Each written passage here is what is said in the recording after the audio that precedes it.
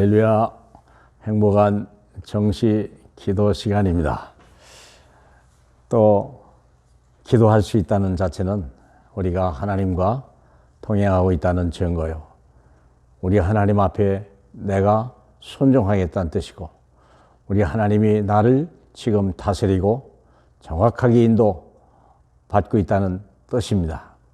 전에 한번 얘기했지만, 공원에 사람들이 강아지를 데려갈 때 똑똑하고 귀여운 강아지는요, 주인의 걸음을 맞추고 주님과 방향을 맞추려고 그러고, 또 주인의 마음 상태를 읽고 같이 가려고 하는 거예요. 못된 강아지는요, 주인 소용없어요. 자가 막 끌고 가버려요. 막 화단 안으로, 길이 아닌 쪽으로 끌고 가요.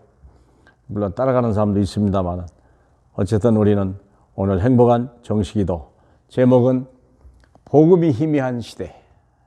복음이 희미한 시대입니다.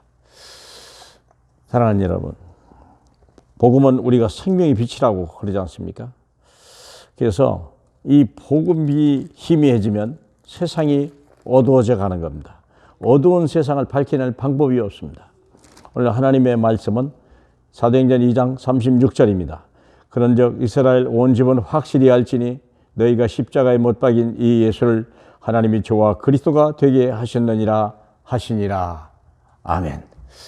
이 말은 성경에 있는 이야기지만 주가 그리스도라고 하는 첫 번째 설교, 베드로의 첫 번째 초대교회 설교의 주제가 바로 이겁니다. 예수를 하나님이 주와 그리스도가 되게 하셨느니라.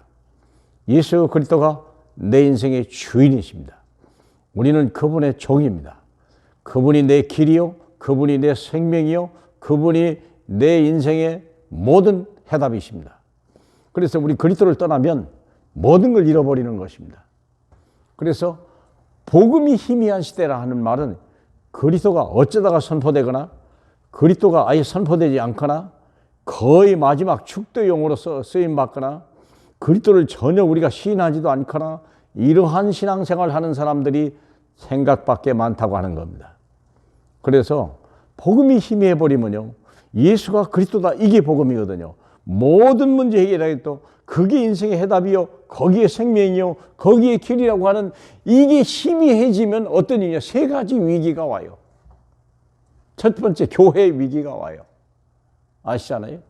마태복음 16장 13절로 20절에 보면 사람들이 나를 누구라 하냐, 주님의 관심이 뭐냐, 사람들은 나를 너 뭐라고 하느냐. 어떤 대답이 제자가 말하기를 어떤 사람은 세례 요한, 어떤 사람은 엘리야, 예레미야, 선지자라 하다이다.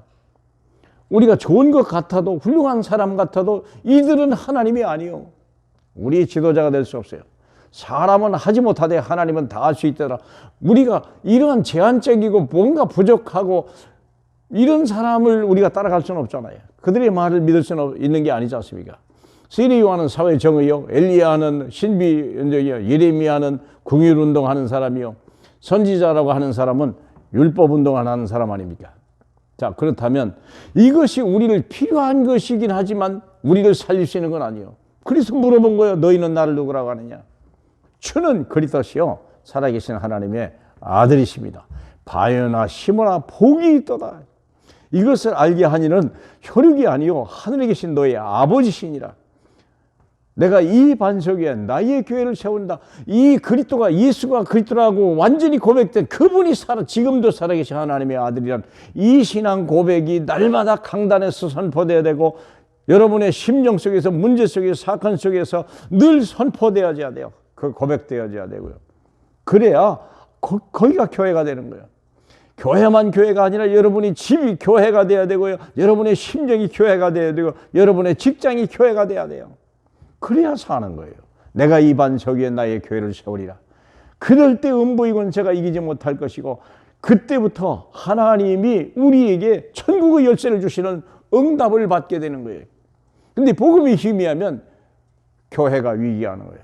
교회가 더 이상 필요 없는 시대가, 맛을 잃어버리고 빛을 잃어버린 그런 교회가 되는 거죠.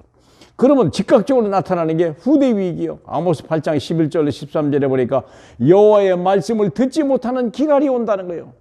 먹을 양식이 없어서가 아니고 마실 물이 없어서가 아니라 여호와의 말씀을 듣지 못하는 기갈이라. 사람은 하나님의 입에서 나오는 모든 말씀으로 살 때 인간의 존엄성과 인간의 가치와 인간의 그 위대함은 드러나는 것입니다.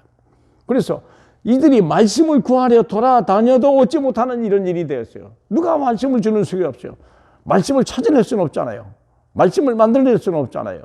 하나님이 주신 말씀이 있거든요. 그 말씀을 들으려고 돌아다녀도 얻지 못하니 그날의 아름다운 처녀와 젊은 남자가 다 갈아야 쓰러지리라. 다 학벌도 좋고 가문도 좋고 흙수저요 미남이요 미녀인데도 불구하고 꿈도 있고 또 능력도 있고 달란트도 좋고 다 아름다운데 말씀 하나가 빠지니까요 결국은 다 쓰러지는 날이 와요. 그게 멀쩡한 탤런트가 막 자살을 하고 정치인들이 자살을 하기 시작하고 이런 일들이 벌어진단 말입니다. 또 시대 위기가 옵니다. 후대 위기뿐만 아니라 시대의 위기가 일어나요. 레위기 26장 14절로 17절에 보니까 내 규례를 싫어하며 내 언약을 너희가 배반하면 내가 너희에게 놀라운 재앙을 내릴 것이다. 결국은 복음을 잃어버리면 재앙이 오는 시대예요. 무슨 재앙입니까? 폐병과 열병으로 눈이 어둡고 생명이 쇠약하게 될 것이요 파종한 것은 헛되리니 너희 대적이 먹을 것이라. 세상 모든 게 헛된 거예요. 뭘 잃어버리면요 복음이. 권력을 잡아도요 그 권력이 오래가지 않고 화가 되고 돈을 잡아 성공했는데 그것이 자기에게 화가 되고 그것이 재앙이 되는 그런 시대가 있지. 왜 그렇습니까? 복음을 잃어버려서 그래요.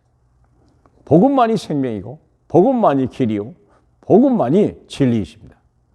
사랑하는 여러분, 그래서 우리는 이 진리를 따라가야 되고 복음을 따라가야 됩니다. 복음이 내 안에 있고 내가 복음 안에 있을 때 우리는 참으로 행복을 누리는 거예요. 오늘이 바로 그날이요. 복음을 회복하는 날 되시기 바랍니다. 때로는 염려, 근심, 걱정 많습니까? 코로나 때문에 어렵다고 말하십니까? 코로나 때문에 경제가 어렵고 취업이 어렵고 그렇습니까? 아니에요. 그게 속는 거예요. 코로나 때문이 아니라 복음을 잃어버려서 그래요. 복음을 가지고 있으면 사막에서도 꽃이 피는 거고 광야에서도 길은 나는 거예요. 사랑하는 여러분, 복음만이 해답입니다. 복음 때문에 행복한 귀한 날 되시길 주님의 이름으로 축복합니다. 할렐루야, 감사합니다. 길을 찾게 하소서. 정말 생명을 찾게 하소서. 이 땅에 많은 외침이 있지만 진실로 진리를 말라버린 이 시대에 정말 오직 예수 그리스도만이 우리가 선포해야 될 해답이요 우리의 자녀들이 따라갈 길이요 세상 살릴 수 있는 해답임을 저희가 확실히 믿게 하신 주님, 홀로 영광을 받아 주시옵소서. 예수님 이름으로 축복하며 기도합니다. 아멘.